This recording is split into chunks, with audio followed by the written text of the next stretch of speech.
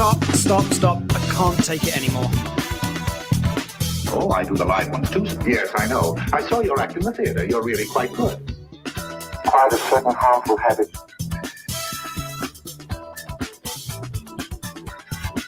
Stop it now, I need it. I don't think he felt anything. Hello and welcome back. We are breaking up with RBS. This is episode number 48. I'm Tawny Santa Bria. And I'm JDK Winnikin, back again for the 48th time to debunk the junk. Almost there. Almost to 50. Almost to 50, but we are celebrating. We are. Yes. We are. This, even though it doesn't match up, Mm-hmm. episode number, this is the 1 year anniversary, 1 year birthday of this show. That's Eric Yes. on the spot, ready to roll. Yes, Uh-huh. we are celebrating today. Yeah. Can you believe it's been a year? Since We're we started? one. We're one. We're one. I know. And it feels so different than when we were zero. Yes, Yeah. it does feel different. Mhm. How does it feel different for you? Well, I just know more things. Because I'm one now. And that's different than when you're zero, when you know nothing. That's right. And I came in here knowing nothing, at least as far as like podcasts go. That's true. Yes. That's I true. knew You were some brand things. new. Yeah, you were brand new to this a year ago. Brand new. I was zero. Mhm. Yeah. You feel like you feel like you're the wizened elder now that you're one on Well, I'm only podcasting? one, so I don't want to get too far ahead of myself. Okay. And so I realize there's lots more for me to learn, Mhm. but that I'm one. And so I know more now. And so that's pretty exciting. That is exciting. And Mhm. and I've learned a lot too. I feel maybe not so much around the podcasting side since I've done a little bit of that prior to this, but Mhm. certainly around a lot of things we talk about. I feel like I've experienced more Mhm. at one Yeah. than I did at zero. Yeah. And you know what's so cool is like what we learned over from 0 to 1 is Mhm. even though we've been doing this together, it's different. It is. Like you've learned different things than I've learned along the way. Mhm. We've both learned and Mhm. and grew up a little bit to one. Mhm. But we but we're sort of on different paths at times too, and what it was that we were learning, even Yeah. though we're having these conversations Mhm. weekly. Yeah, and it continues to work even as Mhm. it changes and adjusts. I mean, it's all based in the connection of the conversation and the things we talk about. So, Yeah. yeah. So, what are some of those things as you see it? Like, Mhm. what are some of those changes that you've seen for you and maybe your perception for me? Right. So, as we know, when we came into this, our backgrounds are very different. I came from more of a counseling background, very much more of a listening space. So, and then for you having that teacher background or Mhm. that, just used to speaking and Mhm. talking a lot. Yes. And so here we are wanting to have a conversation on the air. And I'm the listener and you're the speaker. And so I had to learn over the year to speak more. Mhm. And I think I'm getting a little bit better at that. I think it was like touch and go in the beginning. Remember when I would do the all the time as you were speaking throughout the whole time? Well, I wasn't giving you maybe much room to do more than that. I do remember that. I think you have. I think you've gotten more, I wouldn't say better at it. You're just more comfortable. Sure. You've always been a good speaker, right? When listeners first met us, our backstory is, yes, we're doing this podcast, but you were a coach, I was a client, Mhm. and we started that way. Mhm. So, and then of course you wanted help when we decided to Yes. doing this. And Mhm. so I think I felt a year ago more like I had to, right, it was important for me to lead, maybe Sure. introduce things Mhm. for you to then talk about. But Yep. no, that's very true because I don't feel that anymore. Mhm. So like for me, what I'm finding is like you're learning to speak in, Mhm. I'm learning to listen out. I don't know. That's not a thing, but listening more, sitting more, Sure. and being more in my body and present in this moment rather than, I think sometimes early on I was thinking oftentimes, what do I want to say next? Right. You know? The exact opposite of presence. Right. Right, because that's what we typically do, especially people who tend to be more of the speaker type, Mhm. right? They are just really sort of focused in these conversations about what are they going to say next. But remember when we used to meet and plan the show? Oh man, extensively, What are we gonna say? What topic? What are we gonna do? Like, and how we'd are we start gonna do like a that? week before. Yeah. Yeah, that was quite intense. Hmm. And you might get the sense listening that we don't do that anymore. We put the kibosh on that Hmm. because it didn't lend itself very well to being present here in our space having a conversation, and No, that's it didn't. really what we wanted out of this show in the first place. We didn't want it to be just like just tips and tricks and sharing of information. It was Hmm. really more about being in conversation, Hmm. um, and then talking about things. Hmm. And now we just talk about things as they sort of come up. Yeah, yeah, and it actually works much better. It's a more transparent and authentic space. I think more Mhm, real. mhm, I think another side that's changed with that too is that, as I mentioned a handful of weeks ago on the show, I started the Human Potential Coach certification program about 4 months ago, mhm. which is a certification you have. Yep. And that whole process is teaching me so much about sitting back Mhm. and creating space, allowing space, asking questions, and letting other people be in that. So less speaking. What? Hmm. Yeah. Yeah. And Uh-huh. but that's interesting. So it's divergent in the sense of what we've been learning, but there's also a convergence going on Yep. in that, a lot of the training you've had for a while, I'm getting as well now in a very Mhm. different, Mhm. and that's bringing some interesting Sure. convergence together, which might be one reason why we don't plan things as much Yeah. I mean, I think that we both have to kind of be on the same page with, anymore. is not planning things gonna be okay for us, right? Mhm. Because if we enter into the space really sort of super stressed out or anxious about what happens next, then that might not lend itself very well to, uh, presence-based conversations Mhm. either, It's true. right? So now that you've been able to get some experience and some practice more from a presence-based, perspective, then you're really feeling the, impacts of being able to sit back and not sit back, but create a container space Mhm. for there to be another speaker Yeah. more often. Yes. More Mhm. often. Yeah. Yes. And it's not always the case in some of the other endeavors I have. Like, my own solo podcast isn't that way. Yep. It's a Mhm. different format, it's a different Mhm. approach. Mhm. So there's different prep. Yep. This is just as applicable, but as we've talked about, that's a work in progress, right? Bringing those things, just like Yes. anything else with presence, how we bring it into Mhm. our work, our relationships, that type of thing. Mhm. Yeah. But it is definitely a change in experience and perspective Mhm. to go through that and to learn and notice more when I'm sitting back, for lack of a better term, Sure. not talking. Yes. Still very aware when I'm not talking. What does that feel like for you when you're not talking and you have this sense in your body of like, "Oh, I know I wanna talk right now." Tell us about that. Because I think there's a lot of people who experience that if they decide like, "Okay, I'm gonna leave space for my person who is more of a listener to speak up more," because this is what we're Mhm. gonna have to do Yes. if we want our partners or the people that are important to us to speak up more, we're Mhm. going to have to speak less. Yes. 'Cause they're not gonna fight us for that space. I know for myself. If somebody's gonna keep talking to me, I'm gonna keep listening because that's what Yes, I I'm know good at. this. I'm not gonna fight for space. I d unless I'm, really passionate about something, but generally, I will just listen. Mhm. Yes, and I'm laughing on here because, Tawny's heard me talk her ear off, for a long time.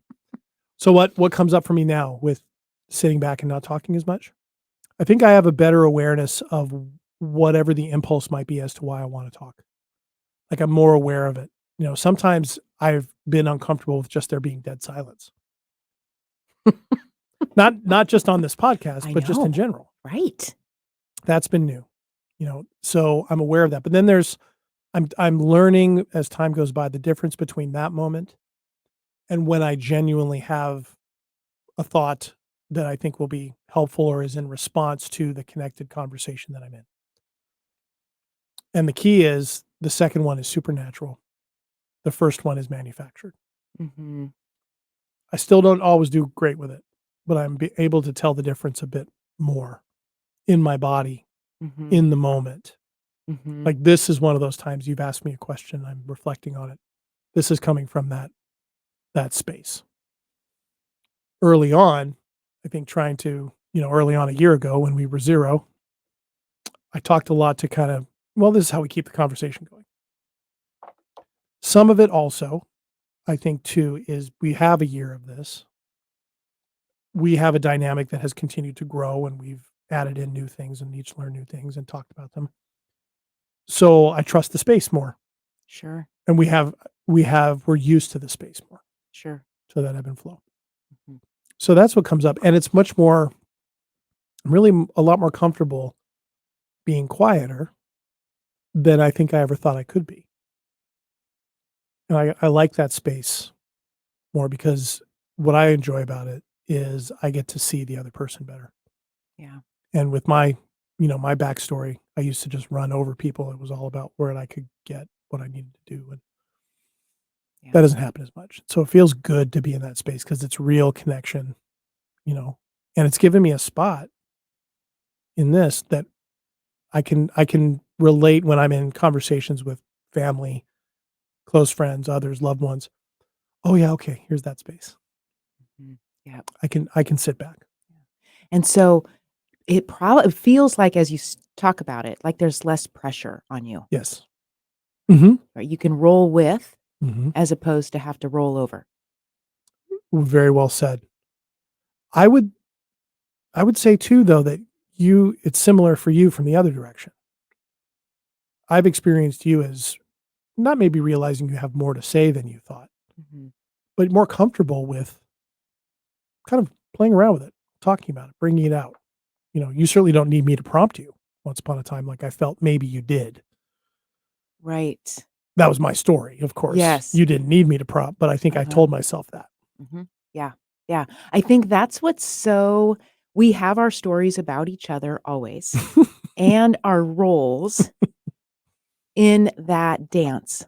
also, right? Mhm. We can look at all of our different relationships, whether we're looking at, parent to child, whether we're looking at, person to partner, whether we're looking at business partner, intimate partner, friend, and we do make assumptions about what the other person needs from us, and then we do our part, and then the other person does their part, even though, maybe we're tired of the parts, Yeah.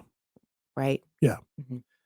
I wonder if part of the reason we don't do that anymore as much is because we've been doing this for a year and we've made realizations like, yeah, we don't need to prep this as much as we used to. It's not as conducive to what we want to do.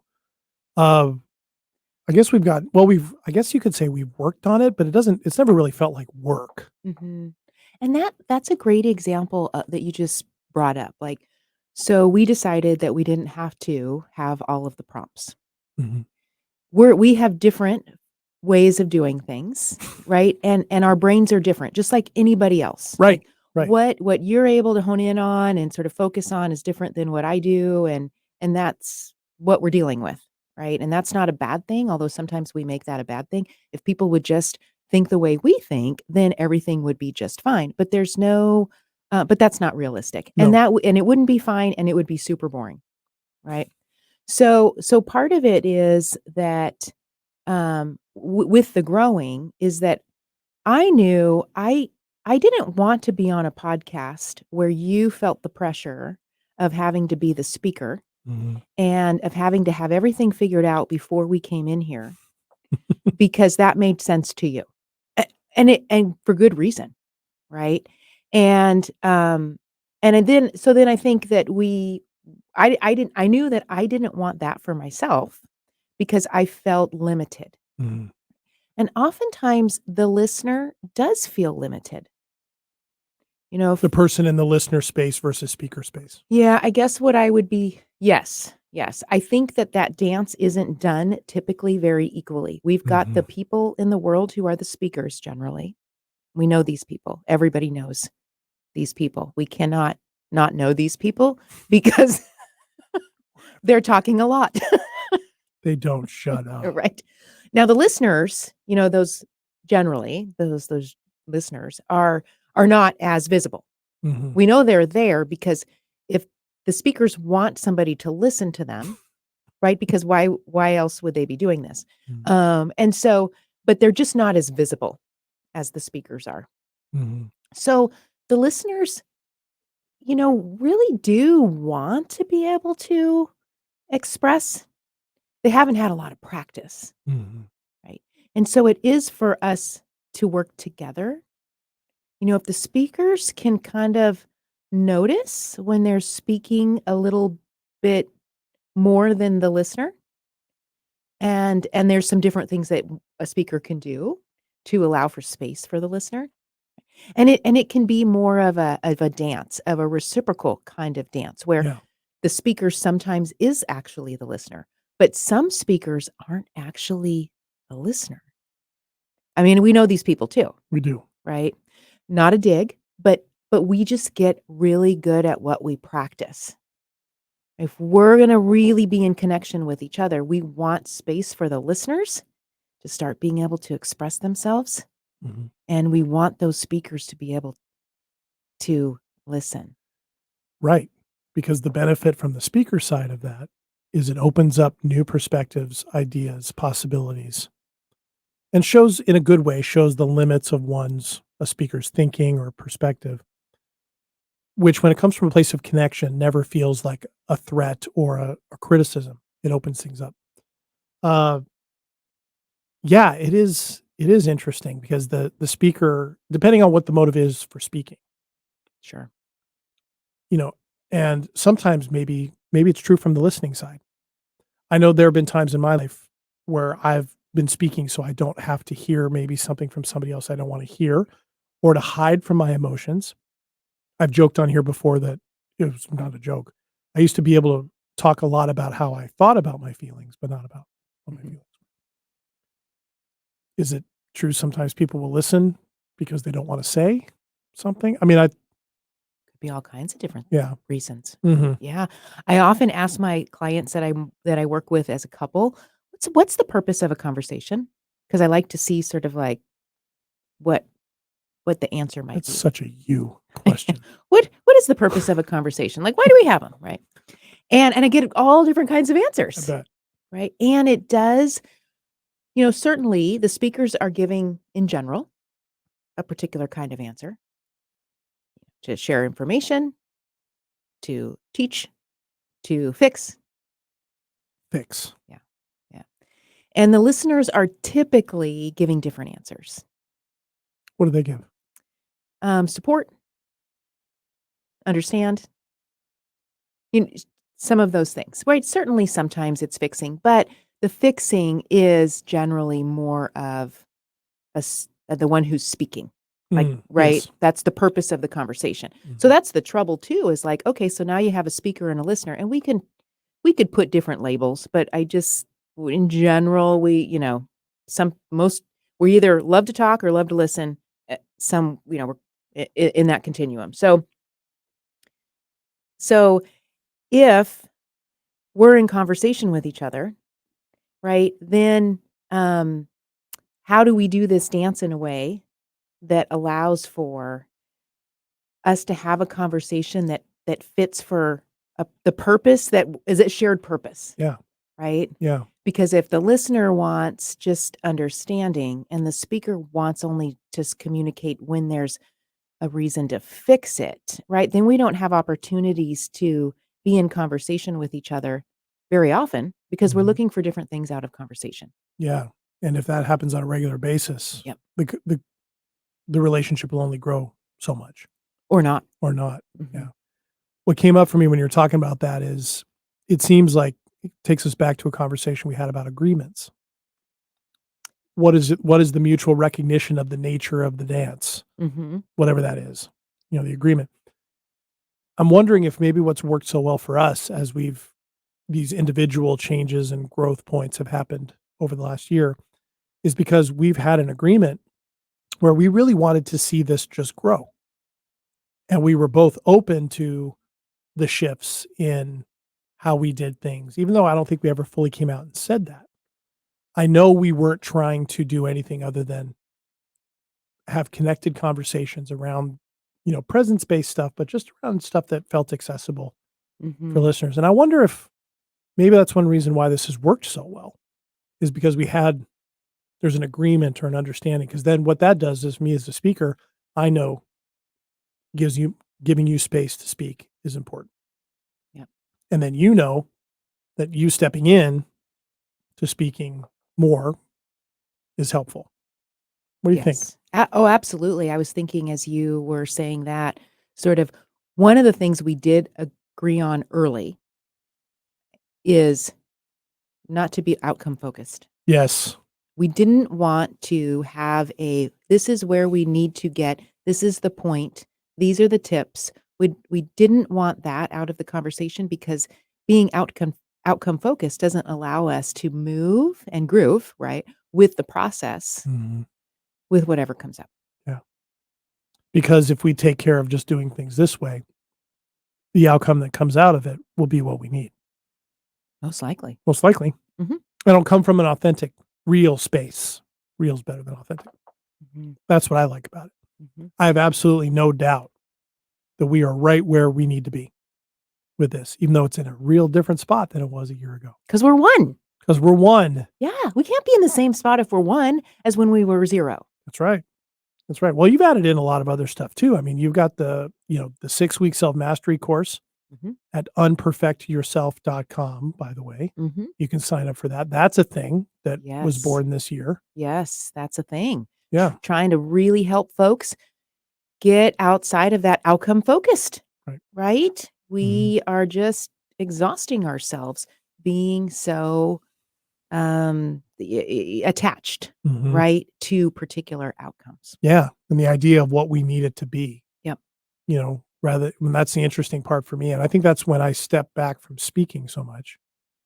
I experience more of the reality, the truth that by just being in this moment and being connected and having that flow happen, that's sort of really what I'm really wanting deep, deep down. The outcomes kind of disguise that, or kind of window dressing, but I want connection and meaning and comfort and freedom and space and important relationships Mhm.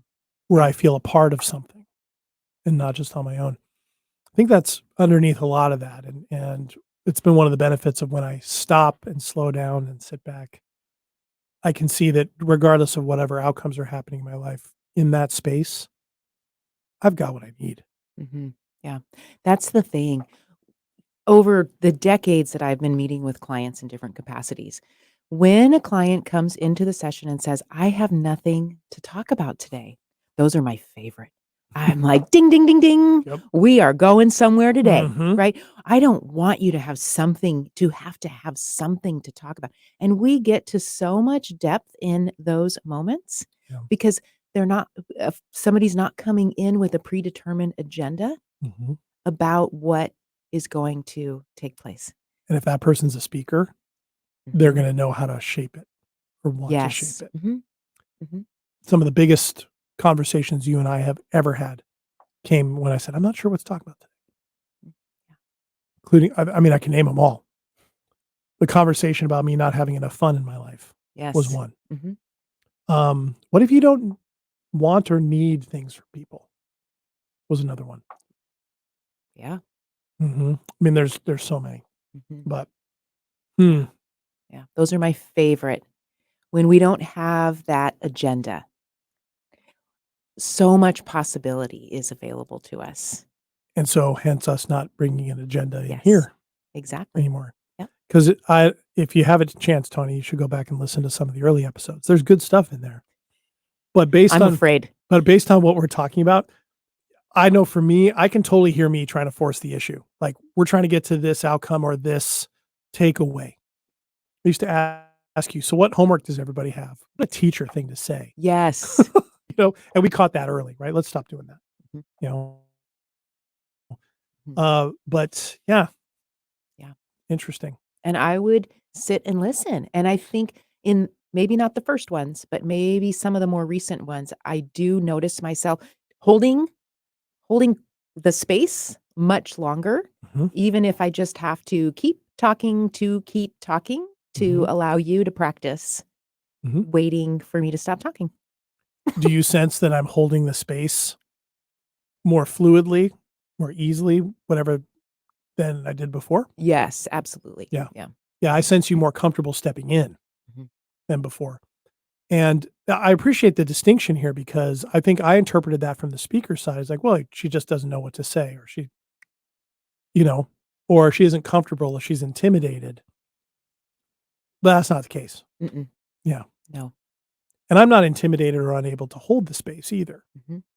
You know, that's the interesting part. So, wow. Yeah.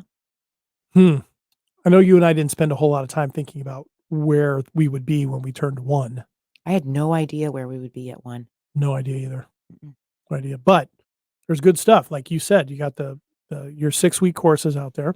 Yep. Our book is coming along. Yep. We're writing it's really kind of a fun way it's coming together, isn't it? Mhm. Yeah. Yeah. And talk about not being outcome based, or like we know where we're going to go, and then stuff happens when it can, and Mhm. you know, and it's going to arrive right on time Absolutely. when it's coming. And I think any listeners of this show will appreciate how we're writing it, because Yes. it's kind of coming together the way this show is kind of coming Mhm. together. Mhm. Kind Absolutely. of fun. And it's meant to be something that is jargon free and not outcome based. It's Mhm. more access based, right? Just Mhm. making this accessible, because this stuff in the end is available to all of us. Absolutely. And we are never going to stop having conversations. Mhm. So we might as well start digging in and practicing some different dances, Mhm. sort of to see where we end up. Well, then we'll just keep dancing. Yeah. Well, Mhm. happy one. Yes. Happy one. I almost said 1th birthday. One. And thank you First. thank you to all of you for listening to this episode and all the other episodes of Breaking Up with RBS over the past year. Please look us up on Facebook at Breaking Up with RBS. Subscribe to this as a podcast. Leave us a review. Send us an email. Check out our Facebook or our YouTube channel. And more will be coming in year 2 as we head towards 2. So anyway, till next time, I'm JDK Winnikin. And I am Tawny Santabria. Enjoy your space, your speaking, and your listening. Yes. Love it. Stop it now. I mean it.